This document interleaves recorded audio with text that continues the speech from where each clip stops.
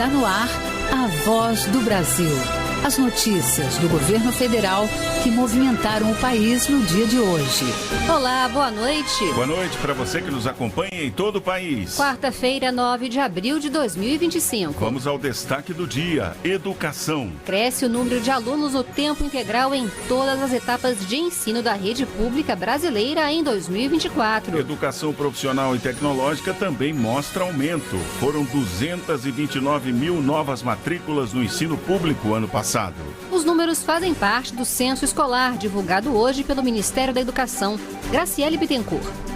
Uma das estratégias do governo para ampliar a educação profissional é investir nos institutos federais de educação, ciência e tecnologia. E ainda, em Honduras, presidente Lula defende uma comunidade de estados latino-americanos e caribenhos mais forte. O presidente destaca a necessidade de ação conjunta na defesa da democracia, no combate às mudanças climáticas e na integração econômica e comercial. Quanto mais forte e unidas estiverem nossas economias, mais protegidos estaremos contra ações unilaterais. Você vai ouvir também turismo aquecido. Brasil recebeu quase 3 milhões de turistas estrangeiros nos 2 primeiros meses do ano, um aumento de 57% em relação ao mesmo período do ano passado. O trabalho para atrair turistas e o impacto para o país são temas da entrevista com o presidente da Embratur, Marcelo Freixo. Hoje, na apresentação da Voz do Brasil, eu, Luciana Vasconcelos e Luciano Seixas. E acompanhe a gente ao vivo, acesse radiogov.ebc.com.br ou o canal Gov na sua TV aberta. Mais alunos estão frequentando escolas em tempo integral. Aumentou também o número de estudantes que cursam educação profissional e tecnológica. Foram mais de 229 mil matrículas no ano passado, em comparação a 2023. Os dados são do Censo Escolar 2024, divulgado hoje pelo Ministério da Educação. Os estudantes brasileiros da rede pública estão ficando mais tempo na escola. É que o percentual de vagas de tempo integral aumentou. Passou de 18,2% em 2022 para 22,9% em 2024. Estudantes como a Samara Gomes, de 17 anos, filha de pescadores de Caracaraí, em Roraima, tiveram a oportunidade de se dedicar exclusivamente aos estudos. A jovem conta que passar o dia todo na escola só foi possível porque ela começou a receber o auxílio do pé de meia. Esse dinheiro já é de grande ajuda, porque além de estar ajudando a gente, assim, em geral, também facilita nos estudos, porque aí a gente vai, não, eu vou receber isso, então eu não preciso fazer nada, só estudar, focar aqui e lá na frente dá tudo certo. Os dados são do Censo Escolar 2024, divulgado nesta terça-feira pelo Ministério da Educação. Desde 2023, o governo investiu mais de 4 bilhões de reais no programa Escola em Tempo Integral, o que gerou um aumento do número de matrículas em todas as etapas da educação básica, desde a creche até o ensino médio. E contar com uma escola que oferece jornada maior foi decisivo para que a advogada Lívia Moraes, de Brasília, tivesse a tranquilidade de voltar ao trabalho depois da licença maternidade. A escola em tempo integral para mim é sinônimo de um espaço que vai desenvolver o meu filho em diversos aspectos, intelectual, emocional, social, tanto pelo contato com outras crianças como pelas atividades que são desenvolvidas na escola. É um ambiente que eu posso deixar o meu filho em tempo integral e me voltar para a minha atividade profissional. O censo também traz resultados positivos para a educação profissional e tecnológica, que ultrapassou os 2,5 milhões de matrículas no ano passado, sendo mais de 1,5 milhão na rede pública, o que representa um crescimento 2,4 vezes maior do que o registrado em 2023. Uma das estratégias do governo para ampliar a educação profissional é investir nos Institutos Federais de Educação, Ciência e Tecnologia. A implantação de 102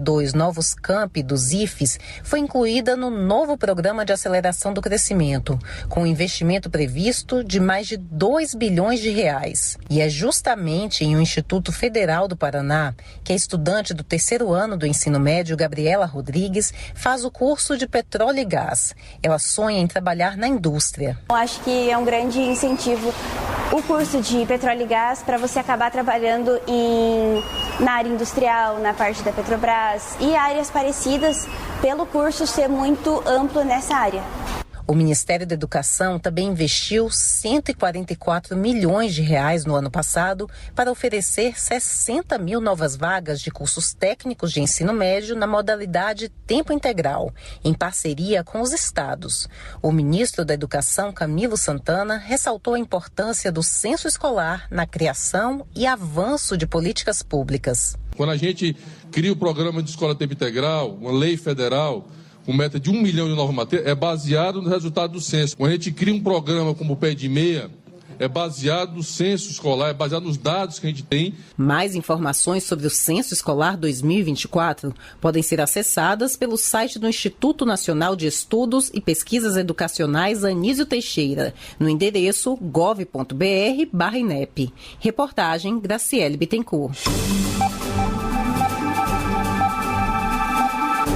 O turismo internacional segue em alta no Brasil. Os gastos de estrangeiros nos 2 primeiros meses do ano aumentaram 10% em relação ao ano passado. O valor ultrapassou 1 bilhão e 600 milhões de reais. Um recorde para o período. E no mesmo período, o país recebeu 2 milhões e 800 mil turistas no período, 57% a mais que em 2024. Vamos falar mais sobre os dados e o potencial brasileiro com o presidente da Embratur, Marcelo Freixo. Boa noite, presidente. Boa noite, Luciana. Boa noite, Luciano. Prazer imenso estar aqui com vocês. Boa noite a todos os ouvintes.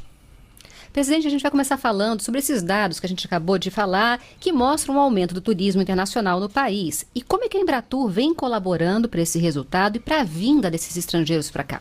Olha, o momento é extraordinário, a gente está batendo todos os recordes. 2024 foi o ano que a gente mais recebeu turistas internacionais no Brasil. Chegamos a 6,77 milhões de estrangeiros nos visitando e a gente bateu o recorde de receita. Você estava falando de 1,6 bilhões de dólares.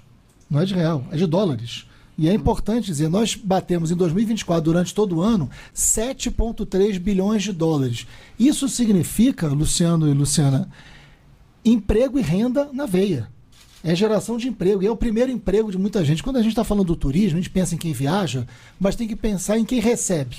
As cidades que recebem. Então, aquele que vai trabalhar no restaurante, que vai trabalhar numa pousada, que vai trabalhar no hotel, o motorista do táxi, o motorista do aplicativo, todos esses setores, é uma gama enorme de serviços, ganham quando o Brasil recebe mais turistas. E o Brasil nunca recebeu tanto turista internacional como recebe agora. A Embratur é uma empresa que é responsável pela promoção do Brasil, pela imagem do Brasil do lado de fora. E isso tem muito a ver com esse momento, tem muito a ver com toda a política internacional que o presidente Lula se preocupou em fazer, com as relações diplomáticas, com um bom diálogo do Brasil com o mundo inteiro, um chefe de Estado que é respeitado pelo mundo, e isso impacta o turista internacional. Ninguém quer vir para um país que está em guerra, que não respeita o meio ambiente, ninguém quer visitar um país que é racista, e o Brasil, portanto, se reposicionou no mundo e a gente está colhendo esses frutos, gerando emprego, renda e recebendo muitos turistas.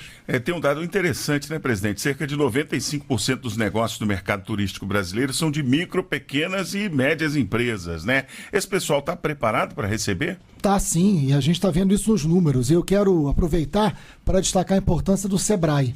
O Sebrae é muito parceiro da gente. O Sebrae é um órgão que a gente tem aqui no Brasil que capacita, que trabalha diretamente com esse pequeno, com esse micro empreendedor, né? Porque 95% do turismo é tratado por esse pequeno e por esse micro, que é quem gera emprego no Brasil.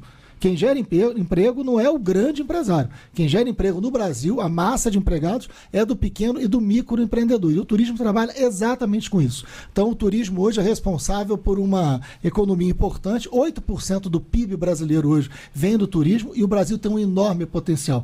Eu costumo dizer, Luciano, que o turismo pode ser para o século XXI o que o petróleo foi para o século XX. Aliás, os países produtores de petróleo, hoje todos eles investem no turismo. Porque nós não vamos terminar o século XXI como a gente começou.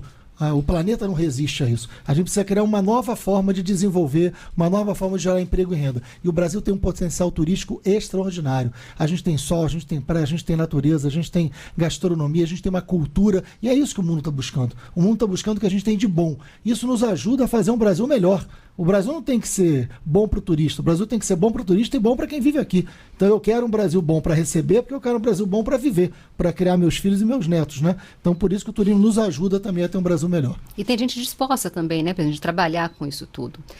Um outro dado também que é interessante é que houve um aumento de 12% no número de voos em 2025 com relação ao mesmo período em 2024. O que vem sendo feito para atrair mais voos em novos locais, para vir mais gente para cá? Você sabe, Luciano, que esse ponto é muito importante. Muita gente fala assim, poxa, mas a Europa recebe tanto turista. Você circula dentro da Europa de trem, você circula dentro da Europa de carro, você circula dentro da Europa com uma quantidade enorme de voos, inclusive mais baratos, né? O Brasil, a gente não circula dentro do Brasil de trem, infelizmente. Né? A gente não circula na América Latina de trem. A gente não tem essa possibilidade. Então a gente depende muito da malha aérea internacional. A gente está a um oceano de distância da Europa, a gente está a um oceano de distância dos Estados Unidos, dois mercados importantes desse turismo internacional. Então a malha aérea é decisiva para a gente aumentar. A Embratur tem uma equipe técnica muito qualificada e a gente fez muitas reuniões com as companhias aéreas internacionais. A gente tem um centro de inteligência de dados onde a gente estuda que país pode vir para cá, que época que ele vem, o que cada país gosta, porque o turista português não é igual ao turista alemão, que não é igual ao francês, que não é igual ao norte-americano.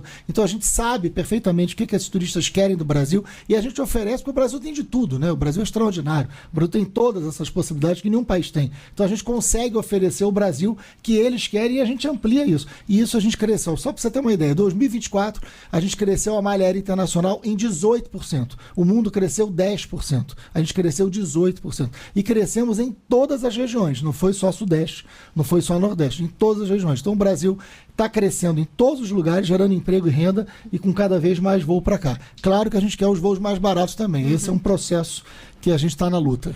Presidente, esse ano temos eventos internacionais aqui no Brasil, né? A cúpula do BRICS no Rio de Janeiro, a COP30, Conferência das Nações Unidas sobre Mudanças Climáticas em Belém. Qual é a expectativa em relação a esses eventos? Olha, isso é muito importante. Primeiro que isso recoloca o Brasil no centro do mundo, né?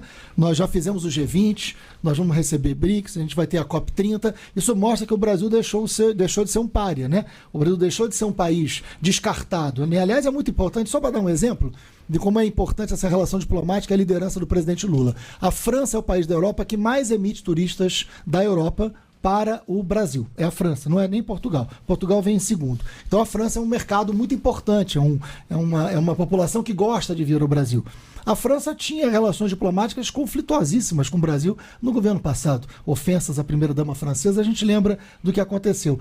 O Brasil não era mais divulgado na França. Pense em responsabilidades disso. Primeira coisa que o presidente Lula fez foi reatar as relações diplomáticas. O Macron veio aqui, o presidente Lula foi na França, nós trouxemos jornalistas franceses e hoje a França volta a ser um país com um enorme número de turistas para cá. Então, o turismo é fruto também dessas relações de imagem que o Brasil constrói sobre ele. Então, isso é muito importante. A COP30 vai ser um elemento decisivo porque traz os principais líderes mundiais, todos os principais líderes mundiais, para dentro da Amazônia, para falar de clima dentro da Amazônia. É um desafio. Né? E um desafio fundamental e corajoso do governo brasileiro. Poderia ser em São Paulo, Rio de Janeiro, mas não. Vai ser dentro da Amazônia para que a gente possa debater no principal lugar do Brasil a responsabilidade climática que a gente tem aqui. E mostrar para milhares de pessoas que vêm aqui, né? E a consequência disso, além do que será decidido na própria COP30, além do que será decidido no próprio evento, fazer com que a Amazônia seja também um destino. A gente quer muito que a Amazônia seja um destino turístico, porque o que mantém a floresta, eu sempre digo que as raízes da floresta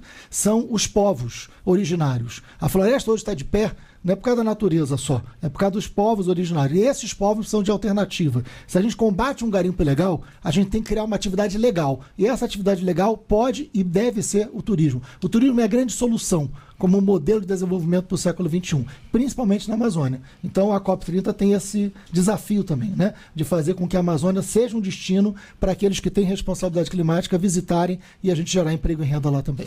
Muito bem, nós conversamos com o presidente da Embratur, Marcelo Freixo. Muito obrigado, presidente, pela participação aqui na Voz do Brasil. Eu que agradeço. Um grande abraço a vocês. Defesa da democracia, mudanças climáticas e integração comercial e econômica. Foram os temas defendidos pelo presidente Lula em discurso na reunião da Comunidade de Estados Latino-Americanos e Caribenhos, a CELAC, que foi realizada em Honduras. A comunidade reúne 33 países da região. A repórter Graziele Bezerra está na capital hondurenha, Tegucigalpa, e acompanhou a reunião dos chefes de Estado e de governo. O presidente Lula falou por cerca de 10 minutos e abriu o discurso destacando que a América Latina e o Caribe enfrentam um dos momentos mais críticos de suas histórias e que a autonomia da região está em xeque. Tentativa de restaurar antigas hegemonias pairam sobre nossa região. A liberdade e a autodeterminação são as primeiras vítimas de um mundo sem regras multilateralmente acordadas. Migrantes são criminalizados e deportados sob condições degradantes. Tarifas arbitrárias desestabilizam a economia internacional e elevam os preços. A história nos ensina que guerras comerciais não têm vencedores. Quanto mais forte e unidas estiverem nossas economias, mais protegidos estaremos contra ações unilaterais. Além da defesa da democracia, Lula enfatizou a integração econômica e comercial da CELAC, o combate à fome e pediu apoio do grupo para a Aliança Global contra a Fome, proposta do Brasil, lançada durante a reunião de cúpula do G20 em novembro do ano passado, no Rio de Janeiro. Nossos países só estarão seguros se forem capazes de erradicar a fome, gerar o bem-estar e garantir oportunidade para todos. O Brasil lançou em sua presidência do G20 a Aliança Global contra a Fome e a Pobreza. Convidamos todos a se somar à iniciativa que começará seus trabalhos com projetos no Haiti e na República Dominicana. Outro tema destacado por Lula foi a mudança do clima. Ele cobrou dos países ricos medidas concretas de redução das emissões de gás carbônico. Lula também aproveitou para convidar os chefes de Estado da CELAC para a COP30, reunião das Nações Unidas sobre mudança do clima, que será realizada em Belém, no Pará, no mês de novembro. O presidente também apoiou a candidatura de uma mulher latina para ocupar a Secretaria-Geral das Nações Unidas. O mandato do atual secretário-geral, o português Antônio Guterres, termina no ano que vem. De Tegucigalpa, em Honduras, Graziele Bezerra. O vice-presidente e ministro do Desenvolvimento, Indústria, Comércio e Serviços, Geraldo Alckmin, comentou sobre as novas tarifas anunciadas pelo governo dos Estados Unidos para a importação de produtos brasileiros pelo país. Alckmin disse que o Brasil considera injustas as tarifas que variam de 10% a 25%. No entanto, a aposta, segundo ele, ainda será no diálogo para reverter o quadro e mostrar ao governo americano que haverá prejuízo também para eles. É o caminho do diálogo, da negociação, e nós vamos trabalhar no sentido de reduzir essa alíquota que entendemos que não é boa, não é só para o Brasil, não é boa para o mundo. E o próprio Estados Unidos, se pegar o aço, nós importamos deles, né, o carvão siderúrgico, fazemos o semi-elaborado e vendemos para eles fazerem o elaborado. É uma cadeia, também vai onerá-los.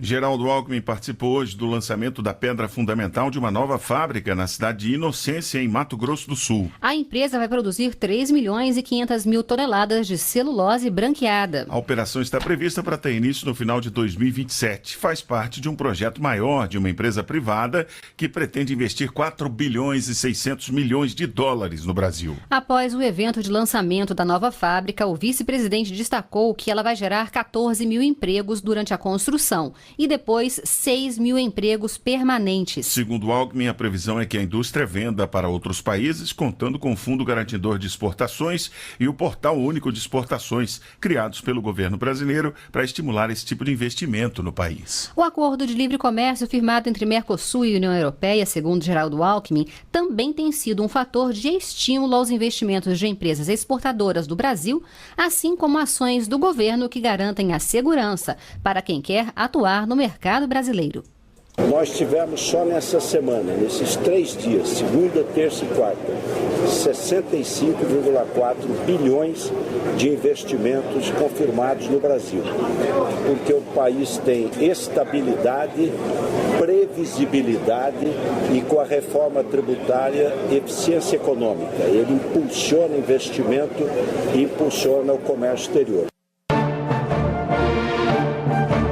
hoje, 10 indígenas foram vacinados contra a gripe pelo ministro da Saúde, Alexandre Padilha. A ação teve caráter simbólico e serviu como estímulo ao mês de vacinação aos povos indígenas. E para 2025, cerca de 20 milhões de reais vão ser destinados à imunização de populações que vivem em áreas remotas e de difícil acesso. É a Operação Gota que vai levar todas as 22 vacinas do calendário nacional de vacinação a essas localidades.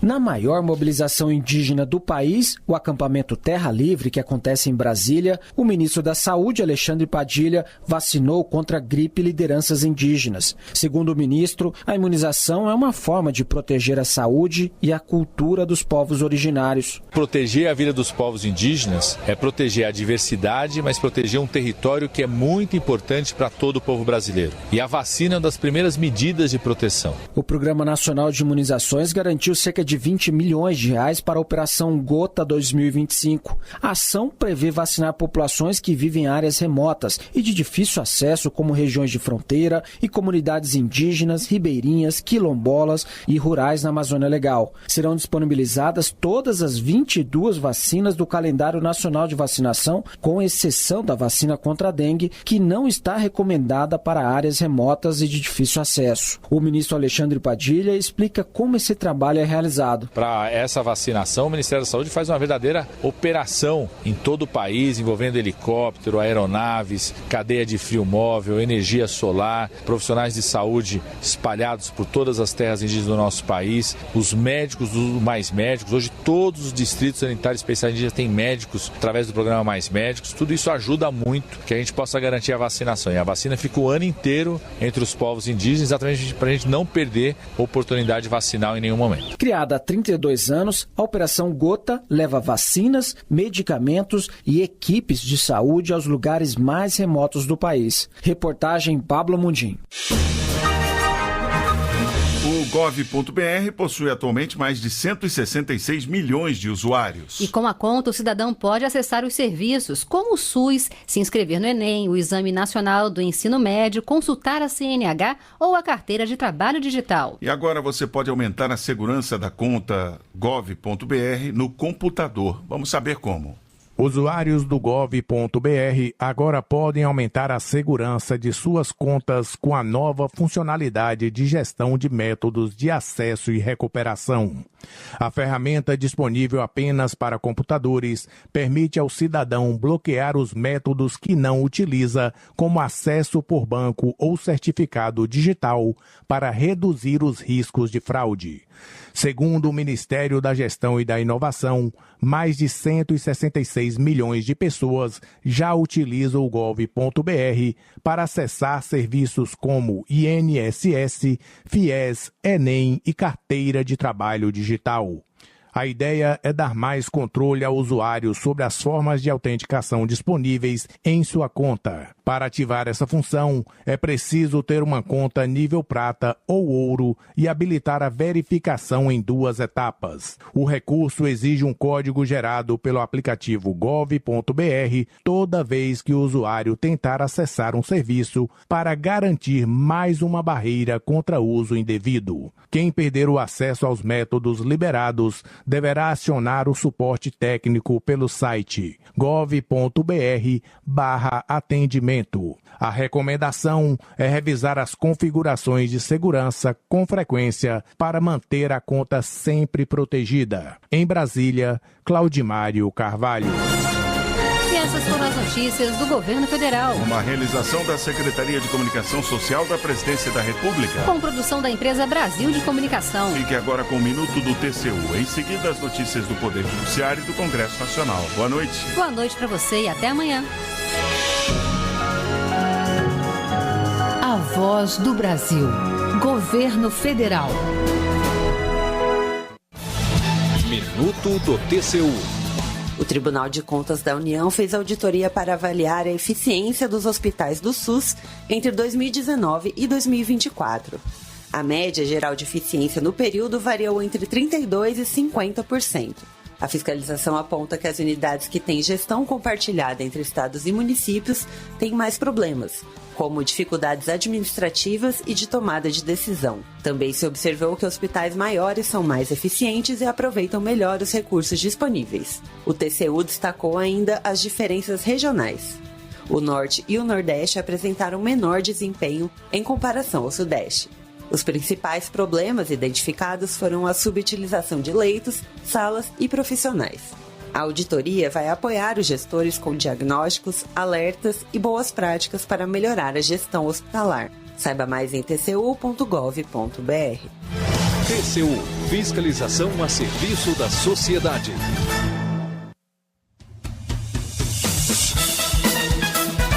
Você vai ouvir agora notícias do Poder Judiciário.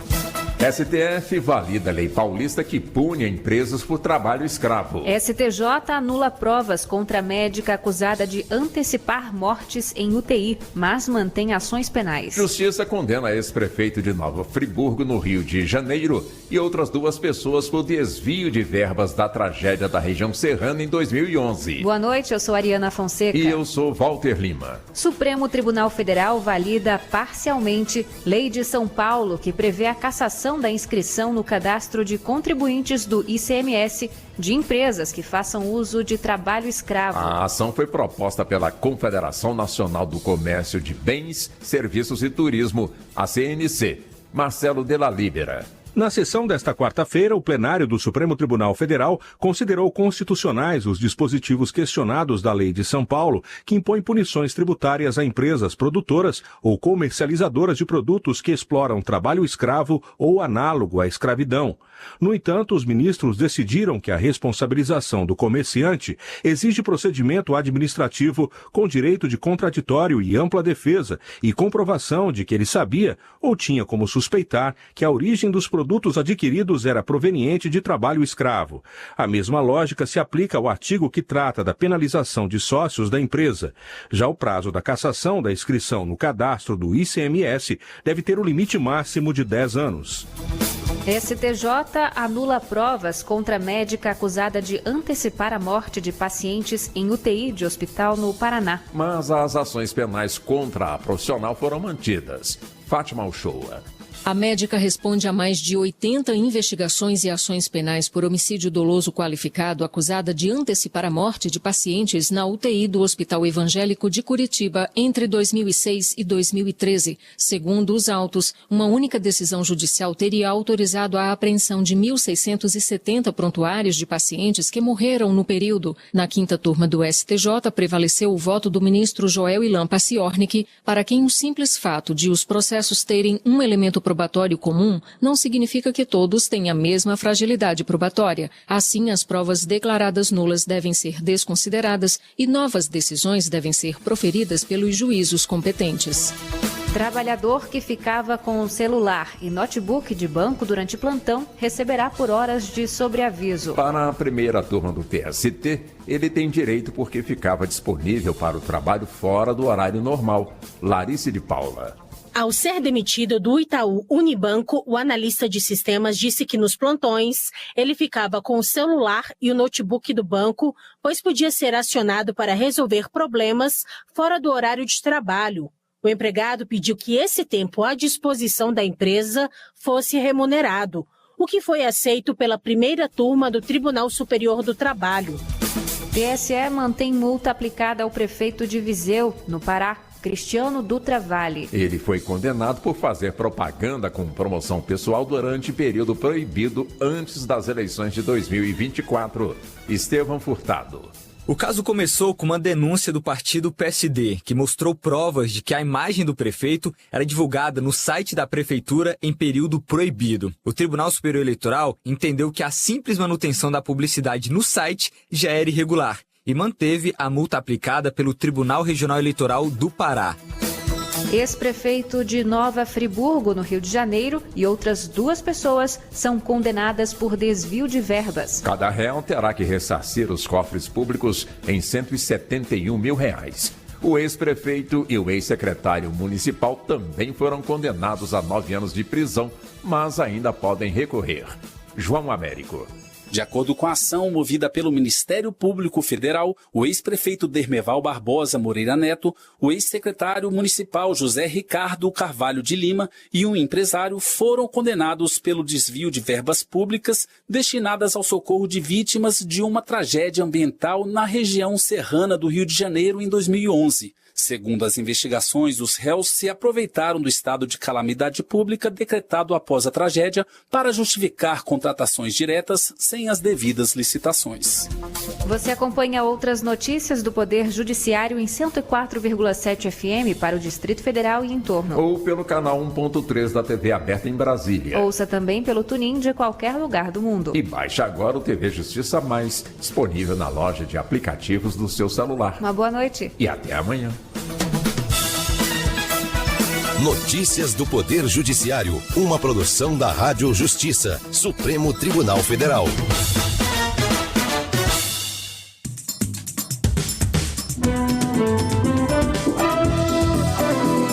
Está no ar o Jornal do Senado.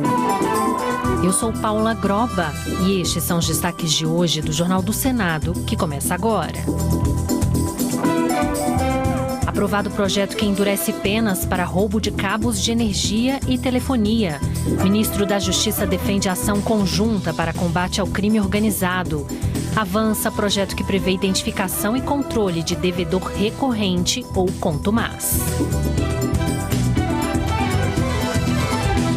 Boa noite. O ministro da Justiça detalhou na Comissão de Segurança Pública as estratégias do governo federal para intensificar o combate ao crime organizado no país. Ricardo Lewandowski explicou os principais pontos da PEC da Segurança Pública, proposta do governo entregue ontem na Câmara dos Deputados, que passará pela análise e votação do Congresso. Pesquisas recentes apontam que a violência tem sido a principal preocupação dos brasileiros. Os detalhes com o repórter César Mendes. Após entregar a PEC da Segurança Pública ao presidente da Câmara dos Deputados, Hugo Mota, o ministro da Justiça, Ricardo Lewandowski, apresentou à Comissão de Segurança Pública do Senado as estratégias do governo federal para o combate ao crime organizado. Lewandowski disse que é hora de enfrentarmos o problema de forma suprapartidária, porque o aumento da criminalidade é um fenômeno transnacional e tem que ser atacado de forma sistemática e global. A PEC, segundo o ministro, pretende motivar o Congresso Nacional a debater o assunto. Nós queremos suscitar a discussão desse importante tema de forma sistêmica, estruturante, holística, porque nós temos que unir forças. Lewandowski disse que o país conta mais com colaboração internacional do que nacional no combate ao crime e que é necessária uma fotografia única do problema para a elaboração de estratégias. Ele citou o Plano Nacional de Segurança Pública, elaborado com a participação da sociedade civil e a integração das polícias e da inteligência para o combate mais efetivo da criminalidade. Os recursos, segundo o ministro, virão dos Fundos Nacionais de Segurança Pública e Penitenciário, que não devem ser passíveis de contingenciamento. Esses dois pilares me parecem absolutamente fundamentais. Primeiro, integração de esforços entre as polícias. Segundo, verbas necessárias à moda do SUS e do sistema de educação para que possamos fazer um enfrentamento adequado. Ao tratar da PEC da Segurança Pública, Sérgio Moro quis saber sobre as fontes de receita previstas na proposta. Os fundos já existem. O problema é a falta de dinheiro. A PEC não traz nenhum apontamento de fonte de receita para o FUNPEN ou para o Fundo Nacional de Segurança Pública. Ricardo Lewandowski defendeu a criação de um órgão de combate à criminalidade internacional pelas Nações Unidas, a exemplo da Agência Internacional de Energia Atômica. O senador Humberto Costa, do PT de Pernambuco, elogiou a PEC da Segurança Pública e destacou a crescente sofisticação da criminalidade no país, com a atuação de facções que atravessam fronteiras e promovem o tráfico de armas e drogas. Ele também citou os roubos em larga escala, especialmente de celulares, e afirmou que o governo tem adotado medidas consideradas consistentes para enfrentar o problema. Costa classificou a PEC da segurança pública como um divisor de águas e disse que a medida demonstra que o governo Lula está atento ao clamor da população por mais segurança e tranquilidade. Ela sinaliza com clareza que segurança pública é uma incontestável prioridade do nosso governo, que não basta combater a fome, o desemprego e a exclusão, mas que é preciso também enfrentar com firmeza o crime organizado. E crimes cometidos contra motoristas profissionais poderão ter penas mais duras em razão da maior exposição desses trabalhadores ao risco. A mudança está prevista em um projeto que avançou no Senado. No caso de homicídio, por exemplo, cuja pena varia de 6 a 20 anos, a punição poderá chegar a 30 anos de prisão. Repórter Marcela Cunha. O projeto endurece a pena de crimes contra motoristas de transporte público, táxi ou aplicativos, cometidos durante o expediente de trabalho ou em função da profissão. Segundo o autor, senador veneziano Vital do Rego, do MDB da Paraíba, essa é uma resposta ao aumento da criminalidade contra motoristas, que se colocam em uma posição de vulnerabilidade ao embarcar passageiros desconhecidos. Por isso, as punições para homicídios, furtos, roubos e extorsões cometidas contra esses profissionais serão agravadas. No caso de homicídio, por exemplo, que tem pena de 6 a 20 anos de prisão, ela pode chegar a até 30 anos. O relator, senador Sérgio Petecão, do PSD do Acre, destacou a exposição constante dos motoristas a situações de risco. Nós entendemos que é da maior importância aumentar a segurança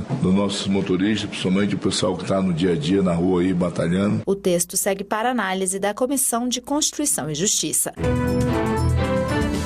Avançou no Senado o projeto que estabelece critérios para identificar os chamados devedores contumazes, pessoas ou empresas que deixam de pagar tributos de forma repetida e intencional, mesmo tendo condições financeiras. A proposta busca combater a sonegação de impostos e a concorrência desleal, que já geraram prejuízos estimados em cerca de 200 bilhões de reais. Repórter Marcela Diniz. De acordo com o texto aprovado pela Comissão de Constituição e Justiça, para caracterizar o devedor contumaz, a inadimplência de tributos deve ser injustificada, reiterada, no caso por 4 meses seguidos ou 6 alternados no período de 1 ano, e substancial, com valor igual ou superior a 15 milhões de reais ou acima de 30% do faturamento do ano anterior, com uma quantia a partir de 1 milhão de reais. Para o relator, senador veneziano Vital do Rego, do MDB da Paraíba, esses critérios objetivos poderão diferenciar quem enfrenta uma situação difícil e deixa de pagar impostos daquele que sonega de propósito. A amplitude desse projeto é a de alcançar aqueles que perpetram as suas ações dolosas, deliberadas, e aí com um recorte muito preciso e criterioso para que nós não incorramos ou que confundamos quem é o devedor contumaz nocivo daquele que não é. O projeto da caracterização do devedor contumaz segue para a Comissão de Assuntos Econômicos, mas o plenário poderá votar mudanças no Código de Defesa do Contribuinte, que também trata do mesmo assunto. De acordo com o relator, senador Efraim Filho, do União da Paraíba, hoje 1.200 empresas devedoras contumazes no país deixaram de pagar 200 bilhões de reais em impostos.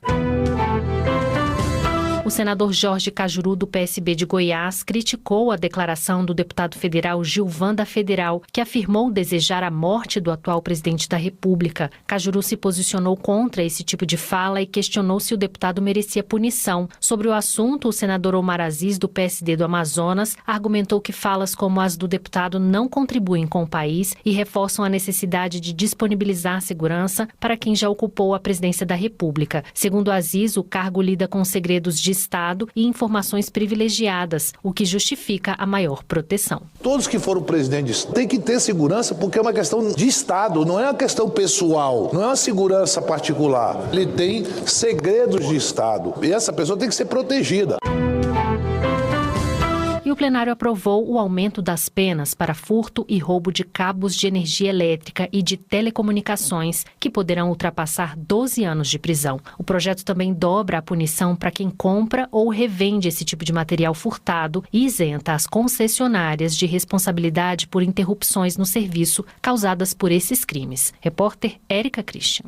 O projeto aumentou para 8 anos de prisão as penas de furto e receptação de fios, cabos ou equipamentos de energia elétrica, telefonia e de transferência de dados. Se o roubo afetar o funcionamento de serviços públicos ou essenciais, a condenação poderá ser de 6 a 12 anos de prisão mais multa. Pela proposta, haverá punição também nos casos de subtração de materiais nas linhas de metrô e trem. O senador Efraim Filho, do União da Paraíba, argumentou que esse tipo de crime prejudica milhares de pessoas. Hoje é o prejuízo da coletividade, né? Você teve aí exemplos recentes que roubos de fios e telecomunicações de energias deixaram um apagão. O projeto estabelece o dobro da pena, que é de 1 a 4 anos e multa, para a receptação desse tipo de material, incluindo os furtados das linhas de trem e metrô e de cargas transportadas nesses modais. O relator, senador Marcelo Castro, do MDB do Piauí, destacou que o roubo dos fios movimenta mais de 2 bilhões de reais por ano. Com isso, nós esperamos coibir, diminuir, colocar um freio nesses roubos que estão existindo no país inteiro. Isso é generalizado,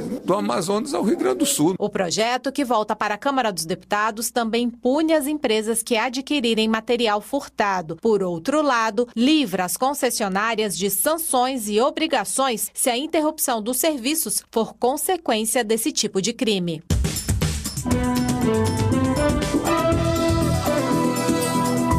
Com trabalhos técnicos de Eliseu Caires, o Jornal do Senado fica por aqui. Acompanhe agora as notícias da Câmara dos Deputados. Boa noite e até amanhã.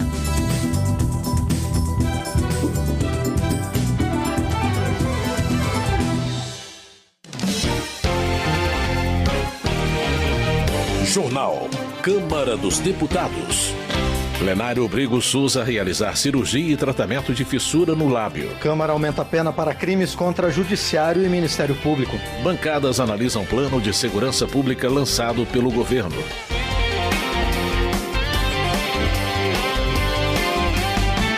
Boa noite. Coronel Assis, do União de Mato Grosso, critica a PEC do governo federal que estabelece novas diretrizes sobre a segurança pública. O deputado afirma que a proposta centraliza decisões e ignora as particularidades regionais no enfrentamento ao crime organizado. Coronel Assis questiona mudanças previstas como a criação de uma polícia viária nacional e a indefinição sobre o papel das guardas municipais e da polícia científica. Ele também afirma que a matéria não enfrenta a atuação das facções criminosas.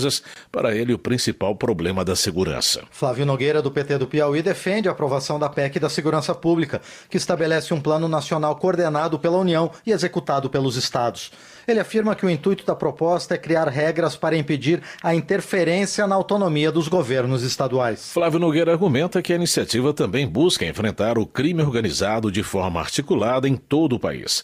Ele pede que o parlamento se una para aprovar a proposta, independentemente de ideologias ou partidos, em defesa da segurança da população. Na avaliação de Caroline de Tone, do PL de Santa Catarina, a proposta do governo que reformula a segurança pública retira a autonomia de estados e municípios. A deputada afirma que a PEC ignora a realidade vivida nas cidades e enfraquece o poder das polícias. Segundo Carolina de Tone, a esquerda brasileira protege os criminosos e não se preocupa com a segurança da população.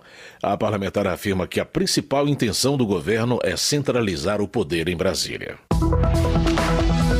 Rosana Vale, do PL de São Paulo, defende a anistia aos presos de 8 de janeiro, alegando penas desproporcionais impostas a pessoas sem antecedentes criminais. A deputada apela aos parlamentares para se posicionarem pela pacificação do país. Pastor Marco Feliciano, do PL de São Paulo, defende anistia aos envolvidos nos atos de 8 de janeiro de 2023. Ele nega que haja divisão na direita e critica declarações feitas sobre lideranças religiosas conservadoras que participaram das manifestações no último domingo em São Paulo. Alice Portugal, do PCdoB da Bahia, acredita que ameaças ao Estado Democrático de Direito precisam ser tratadas com rigor, diferenciando divergências políticas de ações que colocam em risco as instituições. A deputada se manifesta contrariamente à anistia dos envolvidos nos atos de 8 de janeiro. Ao defender o projeto de anistia aos presos de 8 de janeiro, Bibo Nunes, do PL do Rio Grande do Sul, alega que as recentes manifestações revelaram grande apoio popular à medida. Para ele, o país vive um cenário de injustiça com punições desproporcionais. Zé Trovão, do PL de Santa Catarina, acusa a esquerda de incoerência ao apoiar a criação do Dia Nacional dos Direitos Humanos e se opor à anistia dos envolvidos nos nos atos de 8 de janeiro. Para ele, oferecer anistia aos presos seria uma forma de reparar a usurpação de seus direitos. Justiça. Helder Salomão, do PT do Espírito Santo, elogia a iniciativa dos órgãos de representação judicial da administração da União em impedir investigações contra o deputado Gilvan da Federal, que declarou desejar a morte do presidente da República. Helder Salomão critica a invocação da imunidade parlamentar como salvo-conduto para proferir discursos criminosos, envolvendo ameaças ou incitação ao crime. Para ele, o deputado deve ser punido de forma exemplar, evitando o risco de o parlamento se tornar cúmplice de ilicitudes. Zuco, do PL do Rio Grande do Sul, denuncia o uso indevido de recursos públicos em contratos firmados pelo governo federal. Ele acredita que valores que deveriam ser investidos em áreas essenciais estão sendo desviados, levantando suspeitas de tráfico de influência. Talvez estejamos diante de um novo escândalo do mensalão, uma reprise do petrolão. Estamos falando de centenas de milhões de reais, dinheiro que deveria ir para saúde, educação, segurança, mas que, segundo fortes indícios, está sendo direcionado de forma suspeita. Zuco critica ainda a falta de transparência nos contratos governamentais, acusando o governo de criar regras próprias para driblar exigências legais. Ele enfatiza que a prática facilita o desperdício de dinheiro público e defende a necessidade de investigação. Carlos Jordi, do PL do Rio de Janeiro, denuncia suposto esquema de corrupção no governo federal envolvendo a contratação, sem licitação, da Organização dos Estados Ibero-Americanos para a Educação, a Ciência e a Cultura para a realização de eventos internacionais, como o G20, a COP30 e a cúpula do BRICS. De acordo com Carlos Jordi, integrantes do primeiro escalão, inclusive dos Ministérios da Educação e da Cultura, estariam envolvidos em um suposto esquema de favorecimentos que movimentou 500 bilhões de reais. Alfredo Gaspar, do União de Alagoas, alega estar preocupado com a situação de funcionários dos Correios que, segundo ele, têm visto os valores relativos ao pagamento de planos de saúde serem descontados em seus salários, mesmo com a interrupção da prestação do serviço. No entendimento de Alfredo Gaspar, a falta de assistência aos funcionários resulta da má gestão da estatal, que no ano passado teria apresentado prejuízos da monta de 2 bilhões de reais. O congressista reclama também do uso de verbas dos Correios para patrocinar artistas. Reinaldo Stefanes, do PSD do Paraná, critica os gastos do setor público, especialmente os realizados pelos Correios e pelo STF. Ele condena os gastos da estatal com publicidade e com patrocínios a eventos culturais, enquanto seus funcionários estão sem plano de saúde. Com relação ao STF, Reinaldo Stefanes informa ter votado contra a criação de 160 novos cargos. Em sua justificativa, o deputado alega que a Corte Brasileira tem a estrutura mais cara do mundo para perseguir opositores em vez de cumprir seu papel constitucional. Luiz Lima, do PL do Rio de Janeiro, critica a aprovação da urgência para a criação de novos cargos no STF, destacando o alto custo da medida. Ele argumenta que a decisão amplia a influência do judiciário sobre o legislativo, comprometendo a harmonia entre os poderes. Para Luiz Lima, a crescente interferência do STF nas decisões do Congresso prejudica a democracia e enfraquece a independência entre os poderes. Ele alerta que o cenário ameaça a autonomia do parlamento e precisa ser enfrentado com firmeza. Adilson Barroso, do PL de São Paulo, justifica seu voto favorável a um requerimento de urgência que prevê a criação de cargos no STF. O parlamentar declara que seguiu por engano a orientação inicial do partido e que estava ausente quando a orientação foi alterada para voto contrário. Adilson Barroso reitera seu compromisso com a redução de despesas e defende a política de menos impostos como caminho para o crescimento econômico. O parlamentar garante que vota sistematicamente contra a criação de novas despesas ou aumento da carga tributária. Os deputados aprovaram o endurecimento de penas para crimes contra juízes, promotores, defensores públicos, oficiais de justiça e advogados públicos. O repórter Antônio Vital acompanhou a votação. Depois de 4 meses de negociação, o plenário da Câmara aprovou por unanimidade a inclusão de defensores públicos, oficiais de justiça e advogados públicos entre os beneficiários de projeto que agrava as penas para crimes cometidos contra essas categorias. O projeto original, aprovado no ano passado pelos deputados, tratava apenas de crimes cometidos contra juízes e promotores. De acordo com a proposta, o assassinato de integrantes dessas carreiras será considerado crime hediondo e agressões cometidas em função dessas atividades também serão consideradas agravantes, com penas maiores. Depois de aprovado pela Câmara, o projeto foi alterado pelo Senado e retornou para análise dos deputados no final do ano passado. Além de defensores públicos, oficiais de justiça e advogados públicos, os senadores incluíram outras categorias na proposta, como policiais legislativos, judiciais e do Ministério Público. O relator da proposta na Câmara, deputado Rubens Pereira Júnior, do PT do Maranhão, deu parecer contrário às alterações do Senado. Em dezembro, quando os deputados começaram a analisar as emendas do Senado, ele disse que o acordo para a aprovação da proposta não contemplava outras categorias, além de promotores e juízes. De lá para cá, defensores públicos, oficiais de justiça e advogados públicos conseguiram apoio de todos os partidos que aprovaram a inclusão dessas carreiras, mas não a das demais categorias. O acordo foi comemorado pelo relator Rubens Pereira Júnior. A matéria que prevê como crime hediondo atentar contra esses profissionais no exercício das suas atribuições e que garante também uma especial proteção em caso de ameaças. E nós que estamos lá na ponta sabemos quanto essas categorias muitas das vezes são intimidadas. E não seria razoável, não seria justa se duas categorias fossem contempladas e as demais não. No Código Penal, o homicídio qualificado prevê pena de 12 a 30 anos de prisão. O agravante já vale para crimes cometidos contra integrantes das Forças Armadas e policiais. A proposta também lista medidas de proteção, como o uso de colete balístico, carro blindado ou uso de escolta por essas autoridades e estende as medidas aos parentes. A votação do projeto foi acompanhada nas galerias do plenário por representantes de defensores públicos, oficiais de justiça e advogados públicos. Para o presidente da Câmara, Hugo Mota, a inclusão dessas categorias no projeto é uma questão de justiça. Que essa casa faz justiça com categorias importantes que ajudam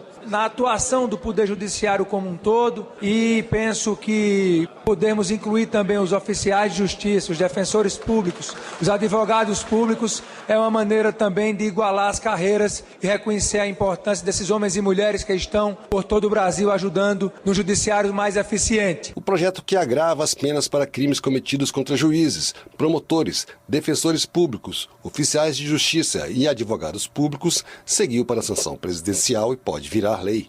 Da Rádio Câmara de Brasília, Antônio Vital. Eleições.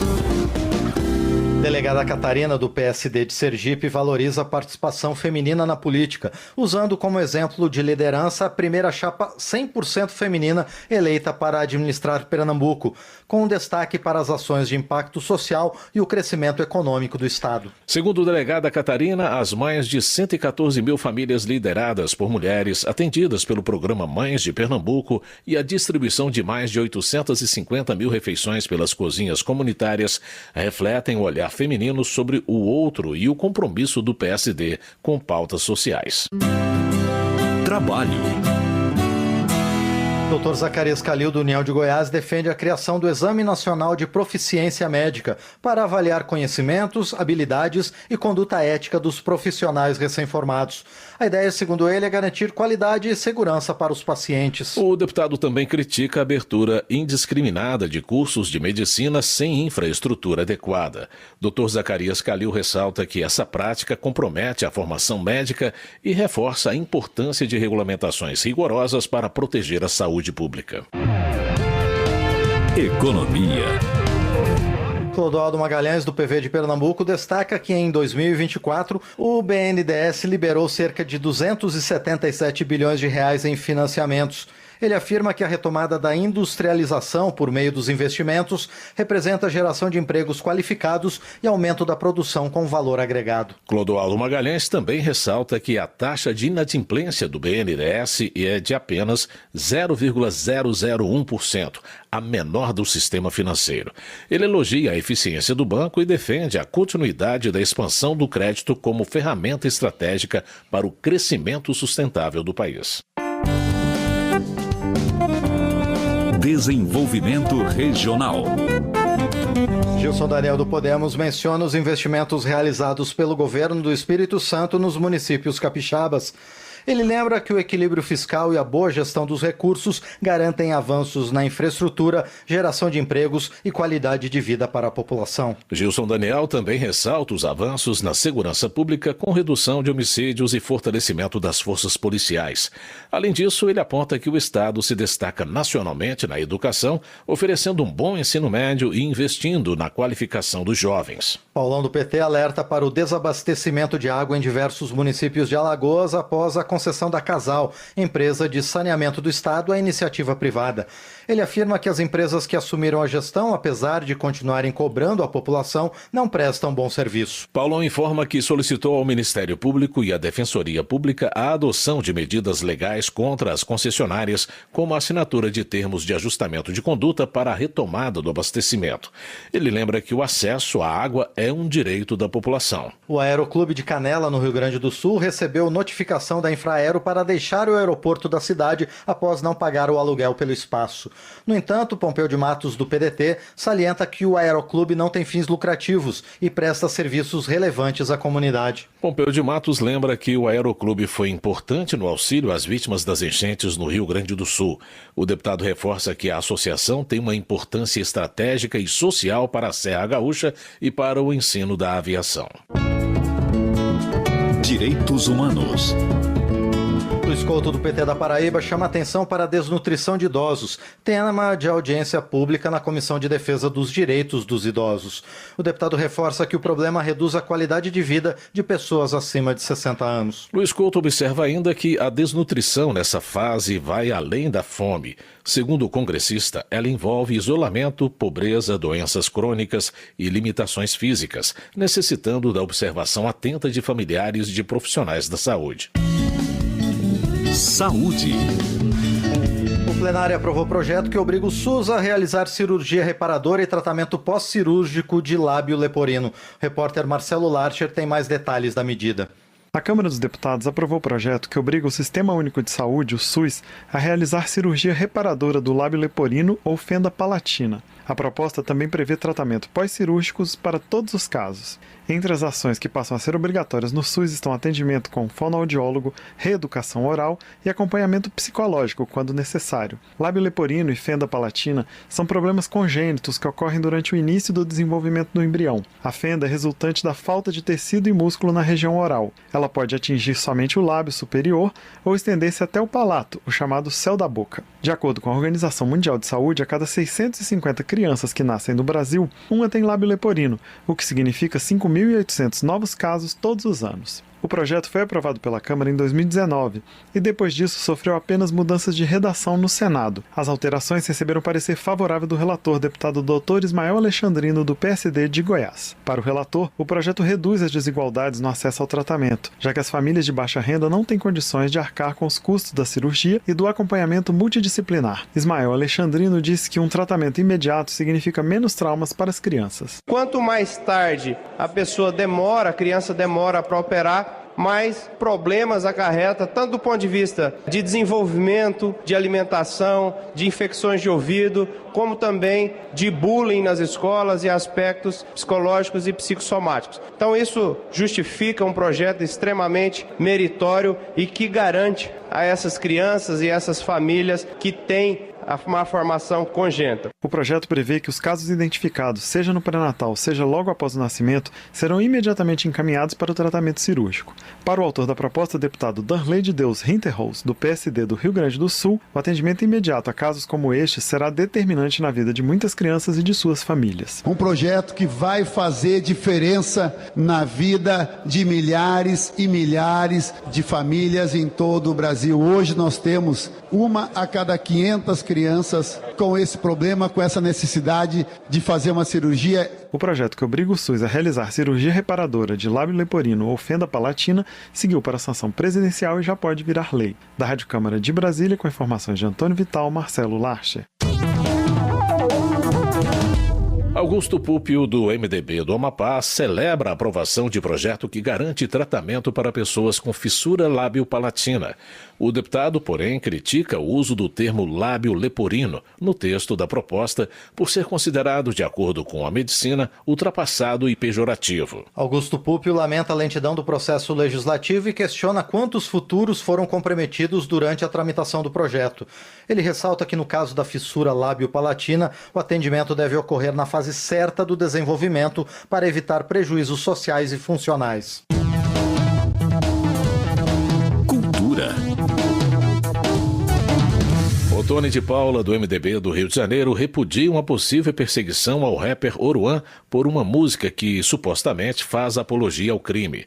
O deputado ressalta que não é justo focar em um único artista quando a prática é comum no meio do rap, funk ou trap.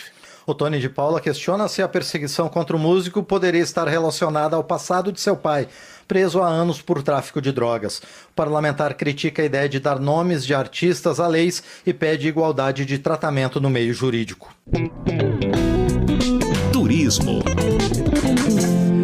Hildo Rocha, do MDB do Maranhão, comemora a regulamentação de lei de sua autoria que cria um calendário turístico oficial do Brasil. Ele ressalta que o objetivo é organizar e divulgar os eventos culturais, gastronômicos, religiosos, esportivos e comerciais dos municípios brasileiros. Hildo Rocha parabeniza o governo federal pela agilidade na elaboração do manual que orienta a implementação da lei, para que estados e municípios possam inscrever seus eventos e garantir visibilidade nacional por meio das plataformas do Ministério do Turismo. Termina aqui o Jornal Câmara dos Deputados, com trabalhos técnicos de Everson Urani e apresentação de Márcio Aquiles Sardi e José Carlos Andrade. Uma ótima noite para você. Nós voltamos amanhã com a Voz do Brasil. Boa noite. Você ouviu A Voz do Brasil. Boa noite.